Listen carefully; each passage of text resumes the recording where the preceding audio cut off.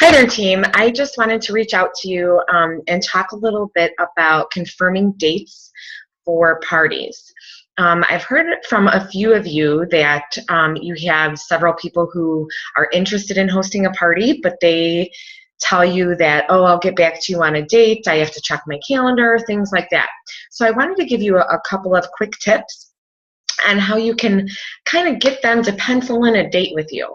So there's a couple of different things. We need to focus in on exactly what the situation is. So for instance, if you're a brand new chocolatier and you're looking to get those 6 parties in your first 3 weeks, use that language. Go to those people, whether it's at your launch party or you're making your phone calls ahead of time, and let them know that you are expected to have 6 parties within your first 3 weeks. Blame it on us. Make it sound official, like you are expected to do this. And say something along the lines of, Susie, I'm so excited that you've agreed to have a party for me, and I know that you don't have your calendar on you right now, or you just have to clear your schedule with your husband. But you know what? I have to get back to my upline manager and give her set dates. So maybe we could at least pencil in a date. What day of the week normally works for you? I have this date and this date available, May 27th or May 29th. Which one works best? So you want to basically get them to at least pencil in a date. And then once she says, well, I really have to clear it, and so let me get back to you on it. You can then go back and say, you know what, I get it. You got to check your calendar. But like I said, let's go ahead and pencil in a date so I can give my upline manager the date today. And then I'll call you at 4 o'clock tomorrow, and we can confirm to make sure that it's an okay time for you. And if I have to change it, we have to change it, and I can let my upline manager know that, but at least I have something to go ahead and give her. So if you use that language, just make sure, or even if you are okay with getting that penciled in date, sometimes they'll say, you know what, that date does work. Don't worry about it. Go ahead and you can pen it in. And other times they'll, agree that they need to check their calendar or check in with their husband or make sure the kid's soccer game isn't that day, or, anything's going on with school, or, if, they're going out of town, or something like that. So you can go ahead and do that, but I want you to make sure that you have a specific time that you are following up with them, okay? So this way, you have a scheduled time that you're going to be following up with them. So, and the other situation would be is if you're at a party and you're at checkout with someone and they say, you know what, I would love to have a party, but I just don't have my calendar with me. Is it okay if I get back to you in a couple days?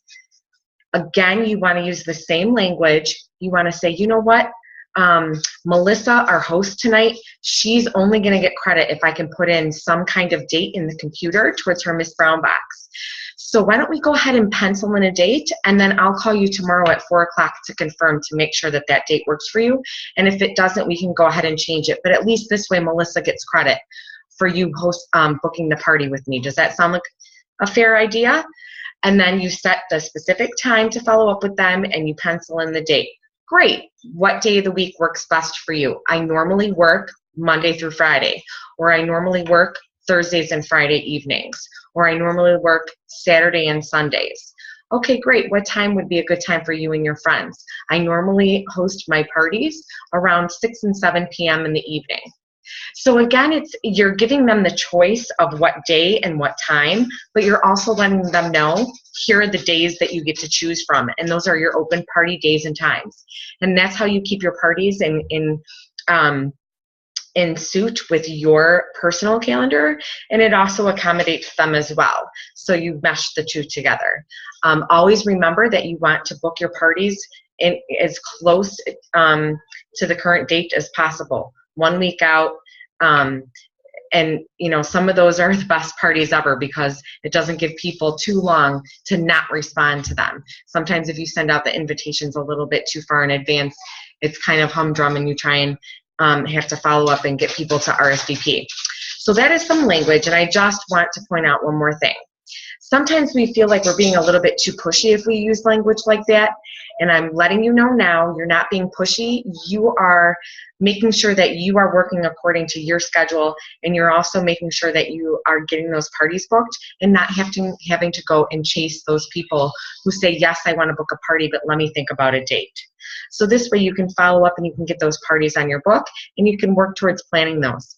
I hope this has been a good tip for you all, and I can't wait to see all those parties on the team calendar. Have a good one. Bye, everybody.